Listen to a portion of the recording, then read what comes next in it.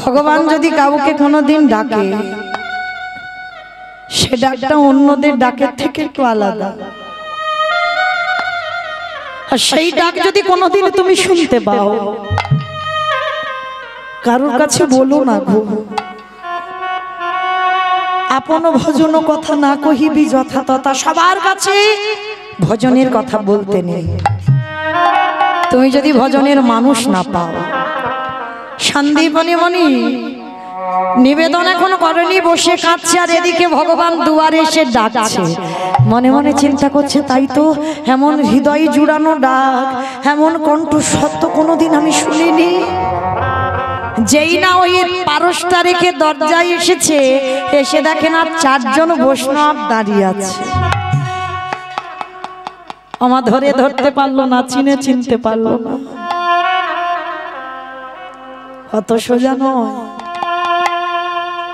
ভগবান তোমায় ধরা দেবে অত সহজে। হয়তো ভগবান সর্বদাই তোমার কাছে আছে, তুমি চিনতে পারো না, তুমি ধরতে পারো না। আর মনে রাখবে মা, ভগবান সব সময়, বেশিরভাগ সময়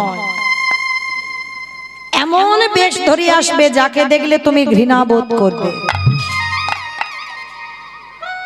আচ্ছা বলো তো মা, আগে অতিথি সেবা না আগে ভগবান সেবা? অতিথি জানি সবাই, মানি কজন?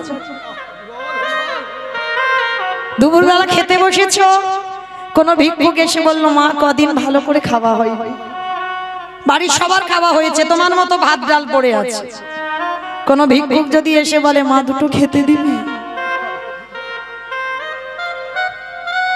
বলো তো দেখি, না খেয়ে কি তাকে খেতে দেবেন? তেমন মানুষ জগতে খুব দুর্লভ।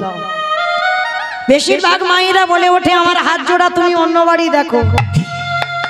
একেবারে খাবার টাইমে তোমার আসতে হলো, এখন দিতে পারবো না, তুমি অন্য বাড়ি যাও, যাবার সময় 2টি চাল ডাল নিয়ে যেও, এখন আমি খেতে বসেছি। চরণ ধরে নিবেদন, অনেক সৌভাগ্যের ফলে তবে তোমার দুপুরবেলা খাওয়ার সময় অতিথি আসে। যদি একটা দিন নাই বা আপনার খাওয়া হলো, আগে অতিথি আপ্যায়ন করবে। বলা তো যায় না ভগবান কখন কোন রূপে তোমার দরজায় আসবে। আর ভগবান যদি একবার অতিথি হয়ে তোমার দুয়ারে এসে বহির্মুখ হয়, কোটি কোটি জনমের ভজন সাধন সব তার পিছনে চলে। কোটি কোটি জনম ধরে যে সৌভাগ্য অর্জন করেছো, সেই একজন অতিথির পিছনে চলে যাবে। ওই জন্য সবার আগে মা অতিথি সেবা করতে হবে।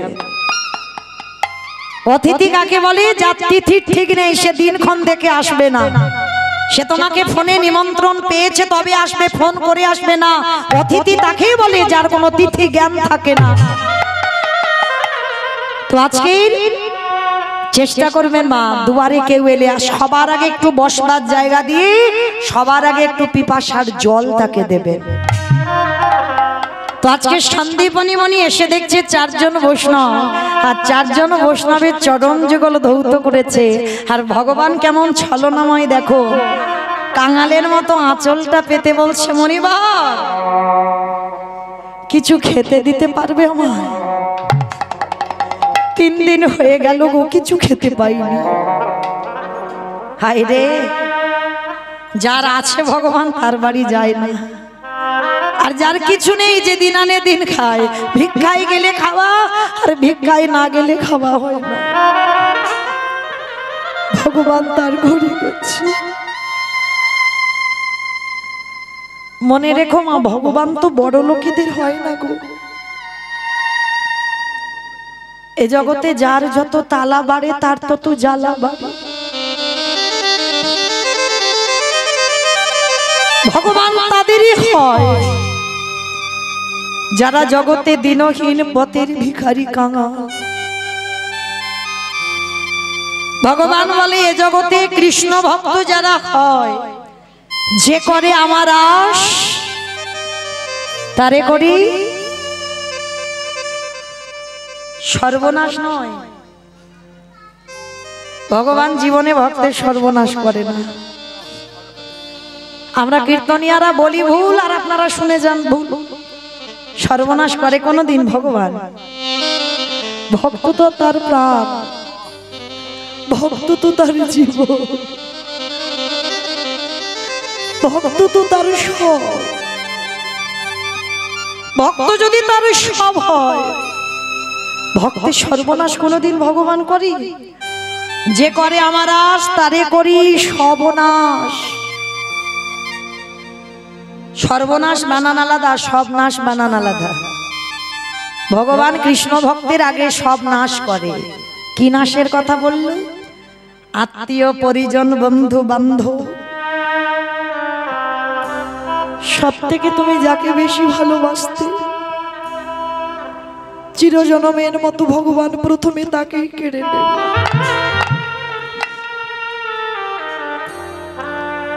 ভগবান বললেন, যাকে আঁকড়ে তুই কৃষ্ণ ভজনের সর্বস্ব দিতে পারছিস,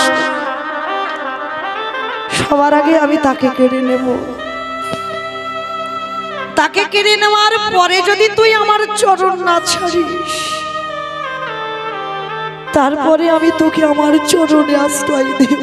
আমি যে ভক্তে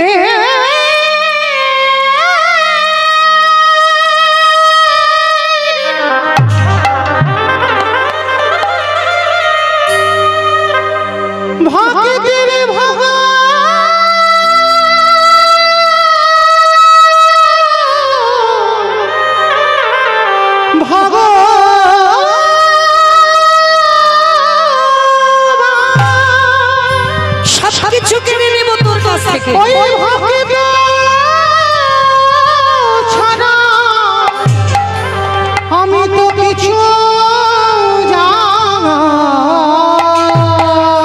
না, তাই তো যুগে যুগে ভক্তির কাছে ছুটে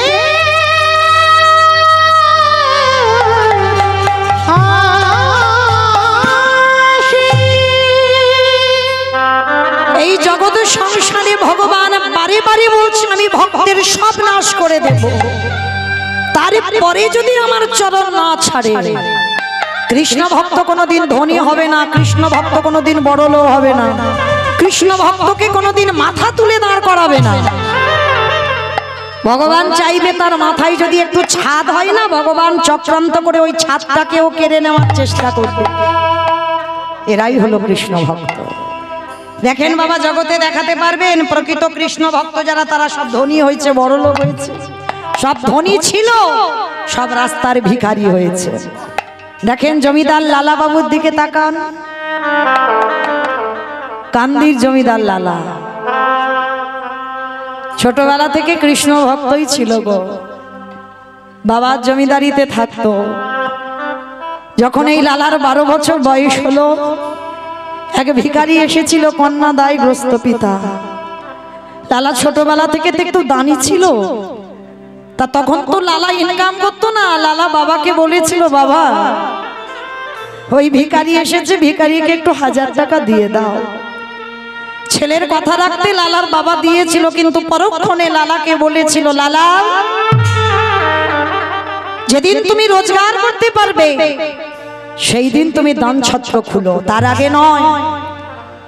লালার হৃদয়টা কেঁপে উঠেছিল যে বাবার এত অতুল সম্পত্তি, যে বাবার কোনো কিছু অভাব নেই, একটা ভিখারিকে 1000 টাকা দিতে বলেছি বলে আমাকে বলল যে রোজগার করে তবে দান করো।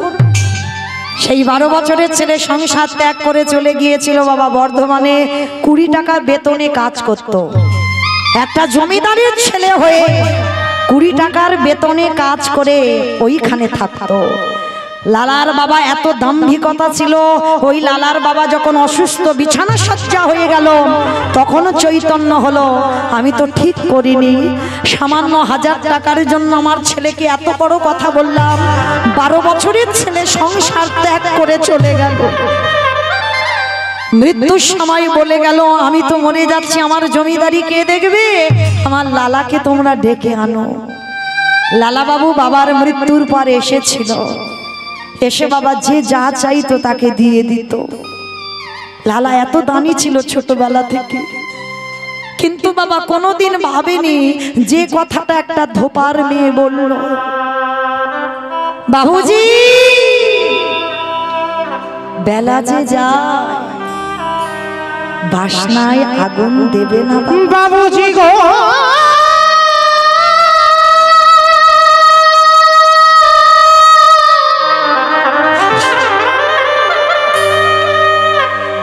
বেলা চলে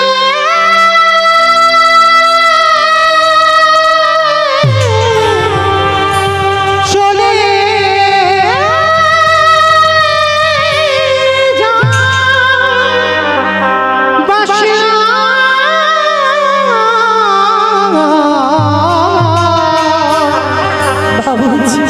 বাসে না আগো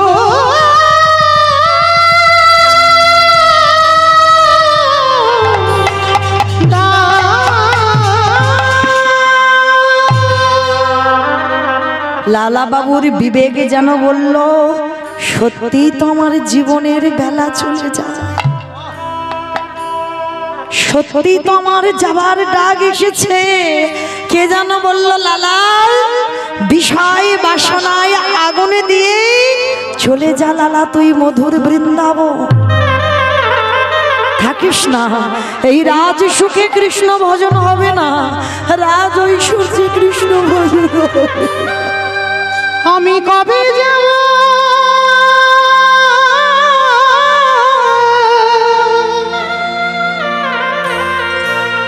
বিষয়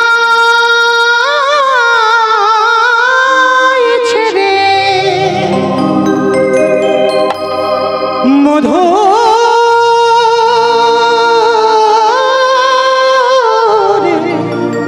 বৃন্দাবন। চলে যা লালা, সব ছেড়ে চলে যা। হরে কৃষ্ণ নামে আর ভালো লাগে না, কাঁদেবে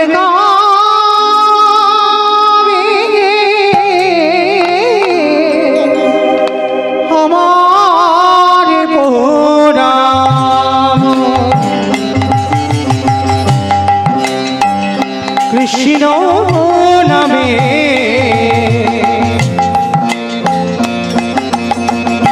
কাঁদেবে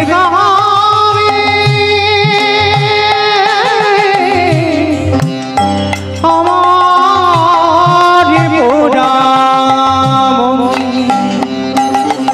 আমি কবে যাব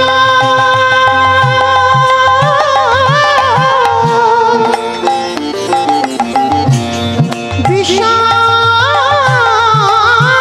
ছেড়ে মধুর বৃন্দাবন। কৃষ্ণ নামে কাঁদেবে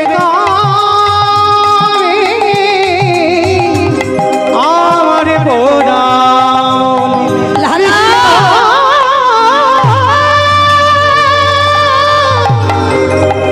দেখা দে সবকিছু ত্যাগ করে লালা চলে গেল সংসার ধর্ম ত্যাগ করে। তাহলে দেখো জমিদারের ছেলে হয়ে পথের ভিখারি হয়ে গেল রঘুনাথ দাস। এই নিয়ম সেবার মাসে গিরি গোবর্ধন পরিক্রমা করে এসে জমিদারের ছেলে হয়ে গোবর্ধন দাস আর হিরণ্য দাসের ছেলে ওই রাধা কুণ্ডের তীরে হৃদয়ে হাত চাপড় দিয়ে হারাই হারাই বলে কেঁদে ধুলাই লুটিয়ে পড়ত। হারাতে হারাতে বলে কেঁদে দেহটা সমাধিস্থ করে দিল। যে রঘুনাথ দাসের বাবা জ্যাঠার সম্পত্তি ছিল, এত সম্পত্তি, প্রতিদিনের আয় ছিল 12 লক্ষ স্বর্ণ মুদ্রায়। শুধু নবাবকে কর দিতে হতো বাবা 8 লক্ষ স্বর্ণ মুদ্রা। তাহলে কত বড় জমিদার! সেই জমিদারি ফেলে রেখে কৃষ্ণ পাবার লালসায় ছুটল নরোত্তম দাস জমিদারের ছেলে হয়ে হাগৌর প্রাণ গৌর বলে চলে গেল। তাহলে দেখো এরা জমিদারি ত্যাগ করে পথের ভিখারি হলো, জগৎকে শিক্ষা দিল। তুমি কৃষ্ণ চরণ আশ্রয় করলে কোনোদিন ধনী হবে না। পদে পদে তোমার বিপদ। আর মনে রেখো, যার সংসারে যত বিপদ, যত কষ্ট, যত দুঃখ, যত জ্বালা, মনে রেখো কৃষ্ণ আছে বলে তোমার এত কষ্ট। আর যে সংসারে কৃষ্ণ নাই, সংসারে কোনো জ্বালা নাই, যন্ত্রণা নাই, সুখের রাজ্যে বাস করে। আর যার যত দুঃখ বেশি, তার সাথে কৃষ্ণ আছে বলে এত দুঃখ। তো আজকে সেই সন্দীপনী মনে যার কিছু নেই, ভিক্ষাই সম্বল, তার বাড়িতে গিয়ে দাঁড়িয়েছে। যেই না আঁচলটা পেতেছে, সন্দীপনী মনি বলছে, বেশ আপনারা চারজন বসেন, আমি দেখছি কি ব্যবস্থা করা যায়। তা সকালবেলা ভিক্ষা করে মা চাল ডাল হাঁড়িতে আছে, জানে চারজন তো ওইটুকু রান্না করলে হয়ে যাবে। তো যেই না ছুটে ঘরে গিয়ে চালের হাঁড়িটা খুলেছে, একটাও চাল তাতে পড়ে নেই। গেল কোথায়? ওই যে করে আমার আজ তারে করি সব নাশ, সব খেয়ে ফেলেছে। ভগবান মনে মনে ভাবলো, একটু যাচাই করে দেখতে হবে না, আমার ভক্ত না ও আমার নকল ভক্ত। সবকিছু খেয়ে নিয়েছে। আর যেই না সবকিছু খেয়ে নিল, ওই ছোট্ট ছেলে ছিল একটা, যার নাম হচ্ছে বটু। তা বটুকে ডাক দিয়েছে, বাবা এই বটু, এদিকে আয়, এদিকে আয়। আরে বাবা, আমার হাঁড়িতে চাল ডাল ছিল, দেখেছিস? কই না তো বাবা, আমি জানবো কি করে চাল ডাল কোথায় আছে? সে কি, তাহলে চাল ডাল গুলো গেল কোথায়? আমি তো রেখে দিয়েছিলাম। বাবা একটা কাজ করো, তুমি কাঁদছো কেন? খোকারে, আমার বাড়ির চারজন বৈষ্ণব, ও এই জন্য তোমার চোখের জল। দাও, তুমি একটু ঝোলাটা দাও, আমি একটু নগরে ভিক্ষা করে আনি। হ্যাঁ রে বাবা, তুই পারবি? কেন পারবো না, দাও দেখি, আমি যাব আর আসবো। বাবার কাছ থেকে ভিক্ষার ঝোলাটা নিয়েছে, একেবারে বাবার চরণে ষষ্ঠাঙ্গে দণ্ডবত প্রণাম। কি গো মায়েরা, ছেলে পুলেদের প্রণাম শেখাচ্ছ তো?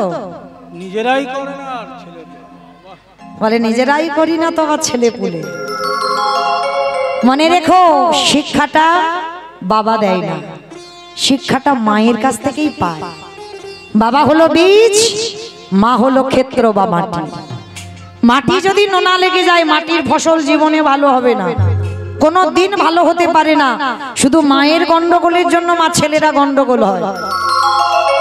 আপনারা প্রশ্ন করবেন, মহমিতা তুমি শুধু মায়েদের কথা বলছো, বাবাদের কি ভুল থাকে না? বলে না, এটা তো আমার কথা নয়, আমি তো বলছি না, শাস্ত্র তো বিধান দিয়ে দিয়েছে। এই যে কদিন আগে মহালয় হলো না, দেখেছো? অসুর আর দেবতাদের যুদ্ধ হলো। এরা তো অন্য কেউ নয় মা, এরা তো সব ভাই ভাই, সব ভাই ভাই। এদের বাবা একটাই, মাগুলো শুধু আলাদা। তাহলে এর দ্বারা কি প্রমাণ হচ্ছে?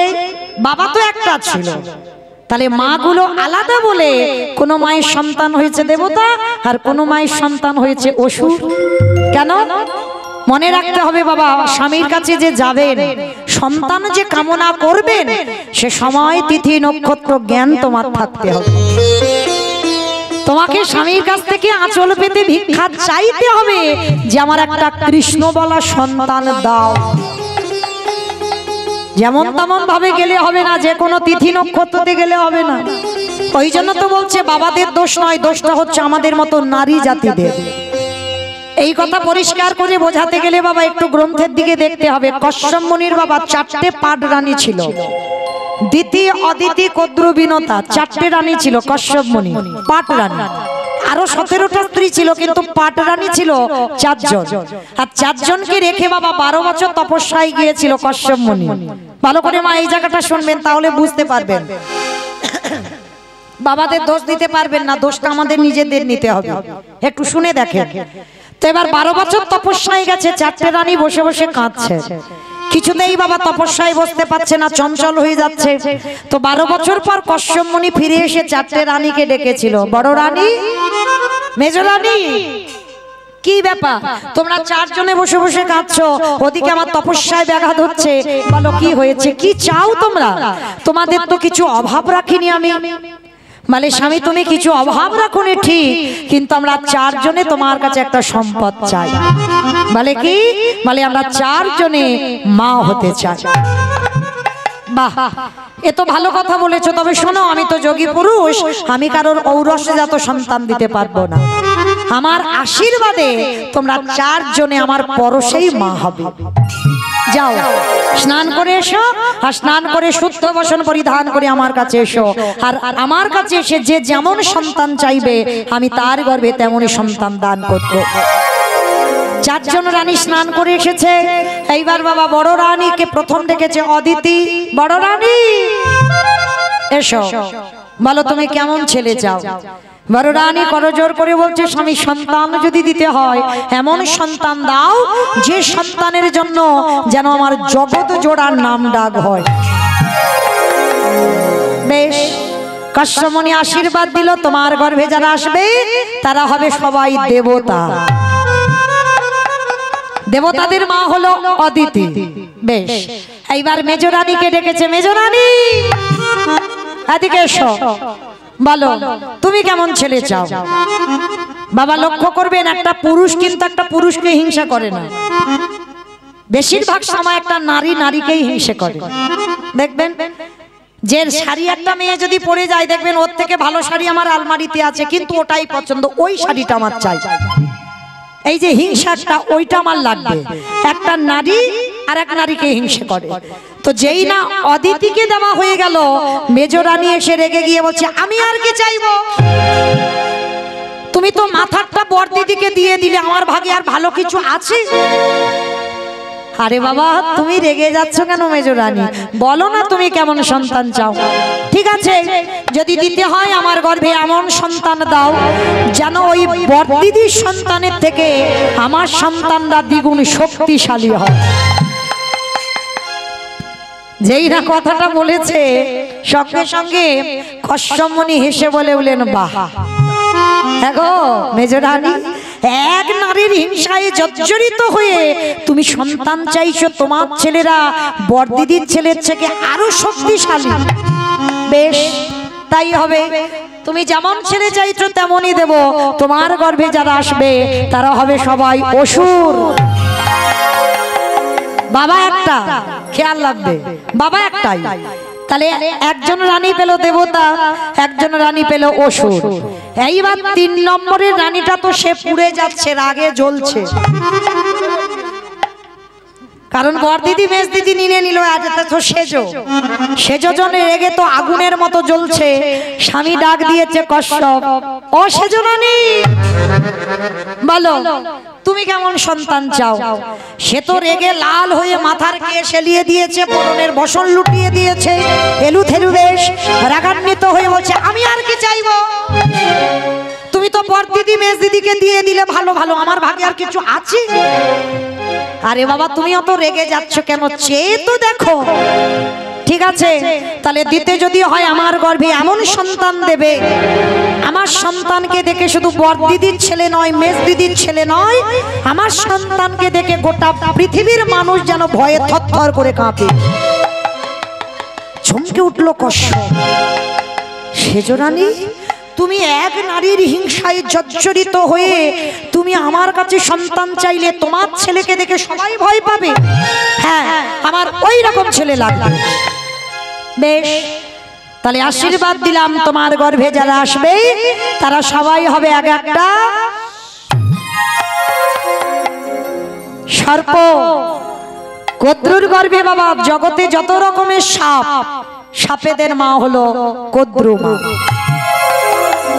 তাহলে দেখেন মা, লক্ষ্য করে, নারী কিন্তু সব, দেখতে নারী হলে হবে না, সবার চরিত্র ব্যবহার আলাদা। দেখেন, এতেই প্রমাণিত হচ্ছে বাবা একটাই। তাহলে 3 জনের 3 রকমের সন্তান চাইল। এইবার ছোট রানীটা সবার পিছনে দাঁড়িয়ে আছে, আর ওই রানীটা খুব আদরে, ছোট তো, কি জানো না, বিনতা। আদর করে ডাক দিয়েছে, অবিনয় এদিকে এসো।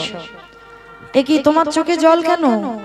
বুঝতে পেরেছি, বড়দিদি মেজ দিদি শেষ দিদি চেয়ে নিল, তোমার ভাগে আর কিছু নেই, ওই জন্য কাঁদছো তো? না স্বামী, আমি ওই জন্য কাঁদছি না। তাহলে তুমি কাঁদছো কেন? তুমি কেমন ছেলে চাও? স্বামী, আমি যেমন ছেলে চাইবো তুমি দেবে। চরিত্র দেখেন, সব নারী তফাৎ কত? আমি ওই বড় দিদি মেজ দিদিকে দিলাম আর তোমাকে দেব না? বলো তুমি কেমন ছেলে চাও? ছোট রানী বলছে ওই রকম করে বললে হবে না, আমার কে স্পর্শ করে প্রতিজ্ঞা করো, আমি যেমন সন্তান চাইবো তুমি আমায় তেমন সন্তান দেবে। কশ্যপমণি বলছে আরে বাবা প্রতিজ্ঞা করার কি আছে, আমি দেব বললাম তো না, আমি যেমন ছেলে চাইবো তোমাকে তেমন ছেলে দিতে হবে। বেশ, কশ্যপমণি ত্রিসত্য অঙ্গীকারে আবদ্ধ হলো। এইবারে বিনতাকে দিয়ে বলল স্বামী গো, সন্তানে যদি দিতে হয় বড় দিদির মতো নয়, মেজ দিদির মতো নয়, শেষ দিদির মতো নয়, ও মা এর থেকে আরো ভালো ছেলে চাই। বেশ, বলো তুমি কেমন ছেলে চাও? আমায় বেশি বেশি সন্তান লাগবে না, তুমি আমার গর্ভে একটা সন্তান দিও। কি গো মা, সন্তান বেশি দরকার নেই, 10-এর যেন একজন হয়, একটা ছেলের জন্ম দাও, সে যেন 10 জনের একজন হয়ে দাঁড়ায়। সমাজে প্রত্যেকটা মানুষ যেন বলে এ সন্তানের মতো সন্তান জন্ম দিয়েছে, তাহলে 10টার দরকার নেই। আজকের বিনতা আমাকে দে বলেছিল বড় দিদি মেজ দিদির মতো আমার অত লাগবে না, আমার গর্ভে একটাই সন্তান দাও। স্বামী তোমার চরণে জানাইয়ে রাখলাম যে সন্তান তুমি আমার গর্ভে দেবে সে যেন কৃষ্ণ বলে বলে কাঁদিতে পারে। তাই গৌর প্রেমানন্দে হরি বল।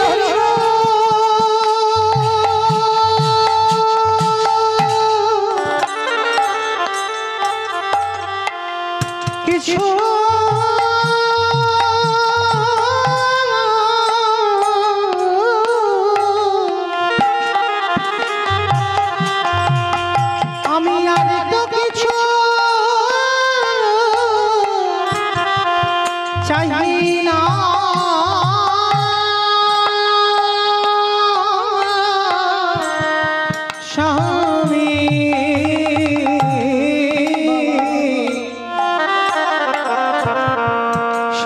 কৃষ্ণ বলে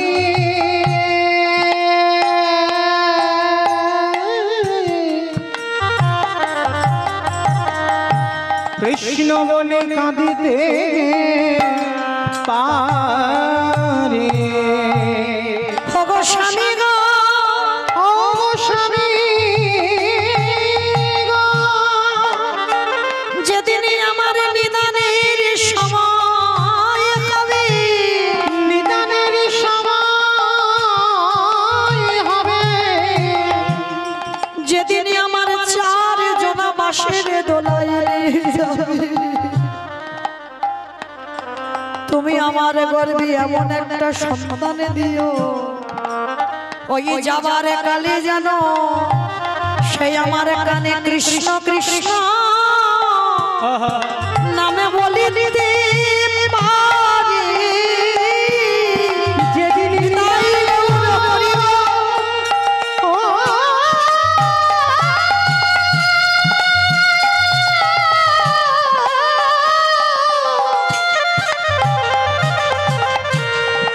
যেদিন আমার নিদান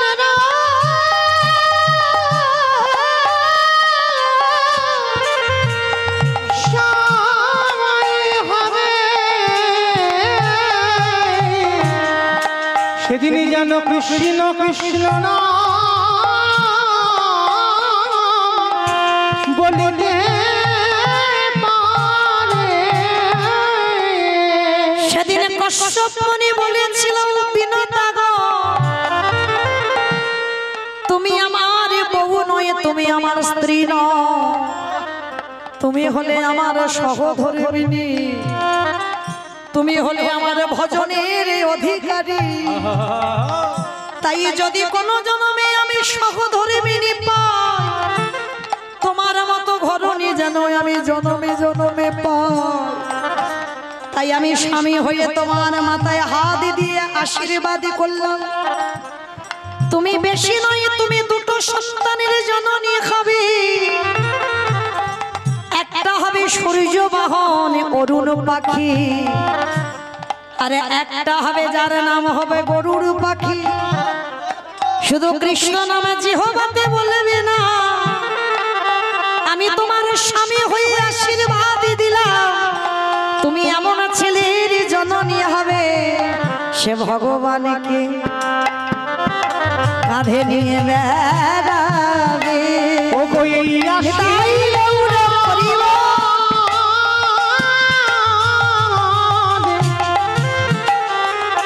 ও গো এই আশীর্বাদ কোটি নামে তোমার ভগবানকে কাঁধে নিয়ে বেড়াবে। আর যদি কাউকে কাঁধে নেওয়া যায় বাবা, তার চরণখানা পড়বে কোথায়? গরুর পাখি সারা জীবন যতদিন বাঁচলো বিষ্ণু চরণ বুকে ধরলো। সেদিন বিনতা কেঁদে বলেছিল, স্বামী গো তোমার মতো স্বামী যেন জনমে জনমে পায়, তুমি যে আমার গর্ভে কৃষ্ণবালা পাখি দিয়েছ।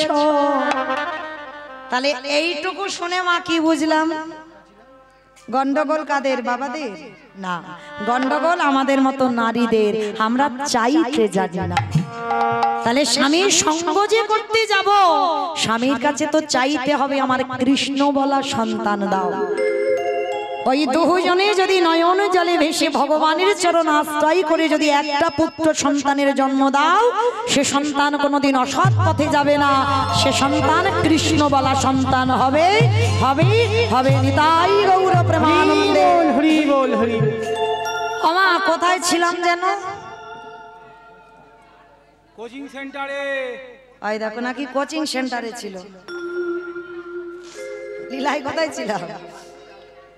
ছোট্ট ছেলেটা বাবাকে বলল, বাবা বাবার চরণে দণ্ডবত প্রণাম করে ভিক্ষার ঝোলাটা নিল। কি মা মনে পড়ছে? চলেন, যেখানে ছিলাম আবার সেখানে চলে এলাম। এটাই তো নিয়ম বাবা, তথ্য যেখানে যাই না কেন আবার ঘুরে ফিরে ফিরতে হবে। তাহলে চলো আবার এখান থেকে যাই। তা বাবা যেই না আশীর্বাদ করলো, ছোট্ট ছেলেটা ভগবানের মন্দিরে গিয়ে জানাচ্ছে, প্রভু আমার জন্য নয়, আমার বাবা মার জন্য নয়, আমি যাচ্ছি বৈষ্ণব সেবার জন্য ভিক্ষায়। দেখো আমি যেন দুটি চাল ডাল পাই।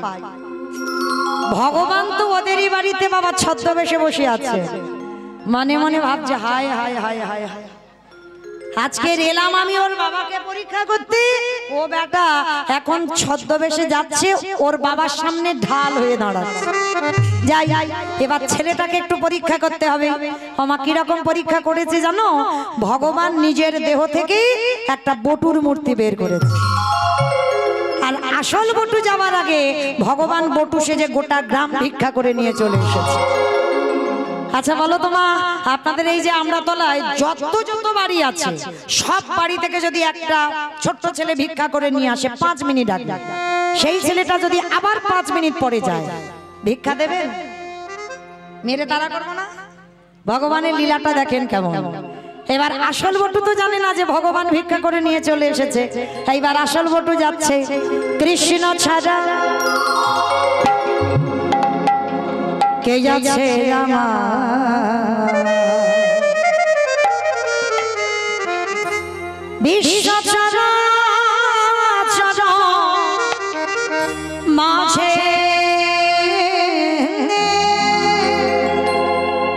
বিশ্ব চরাচর মাঝে কৃষ্ণ ছাড়া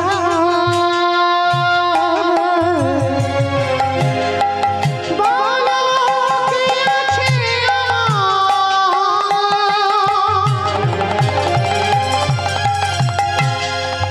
বিশ্ব ছাড়া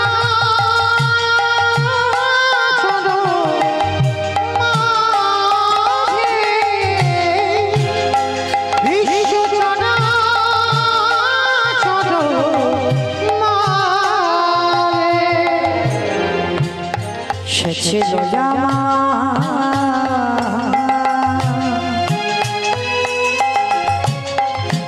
দুঃখ সুখের বন্ধু, সে হলো ভাব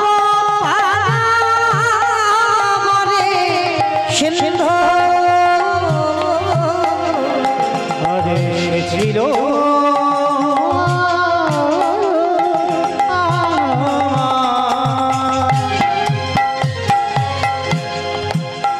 দুঃখ সুখের বন্ধু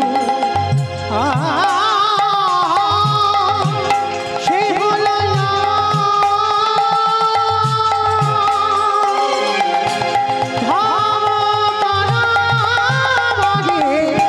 সিংহ তার নাম ভুলিতে কি পারি, তার নাম ভুলিতে কি পারি, ও তার নাম ভুলিতে কি পারি। বিশ্ব চরাচর মাঝে নিতাই গৌর প্রেমানন্দে হরি বল, হরি বল, হরি বল। মাঝে দেখা দে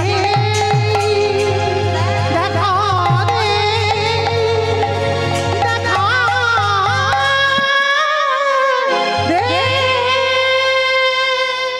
যেই না ছোট্ট ছেলেটা ব্রজমাদের ঘরে গেল, সমস্ত ব্রজমায়েরা বেরিয়ে এসে বলে বলেন,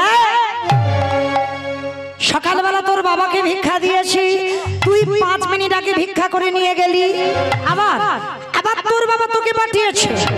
দেখাচ্ছি মজা তোকে, দাঁড়া দেখাচ্ছি। সবাই মিলে বেতের বাড়ি নিয়ে 5 বছরের বটুকে বেত্রাঘাত, দূর হয়ে যা, বেরিয়ে যা, দূর। কৃষ্ণ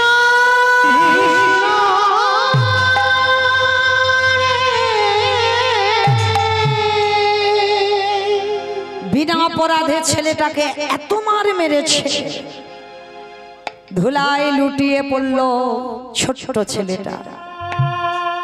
কৃষ্ণ এ জীবনে যদি অতিথি সেবা দিতে না পারি, এ জীবনে যদি বৈষ্ণব সেবা না হয়, এ জীবন রাখবো না। এই জীবন আমি যমুনার জলে ত্যাগ করে দেব।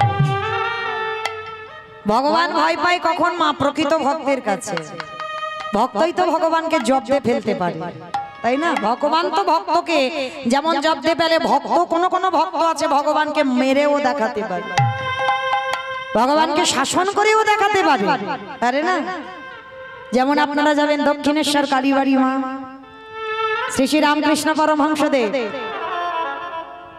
পায়খানায় বসেছে, আর ওই দক্ষিণেশ্বরের নদী থেকে একটা কচি শশা ভেসে যাচ্ছে। কি গো, আমরা সূচি অসুচি বিচার করি না? ঠাকুরের সূচি অসুচি ছিল না, সেই পায়খানা করা অবস্থায় সে জলে নেমে যেই না শশাটা ভেজে যাচ্ছে, বাবা ওই শশাটা সে জল শোষটা করেনি বাবা, সেই পায়খানা করা অবস্থায় শশাটা নিয়ে ছুটে গেছে মার কাছে, গিয়ে শশাটা মার সামনে ধরে বলছে, মা খাবি না? তবে মায়েরা এই যে আর কদিন পরে বৃহস্পতিবারে তো মায়ের পূজা, তাই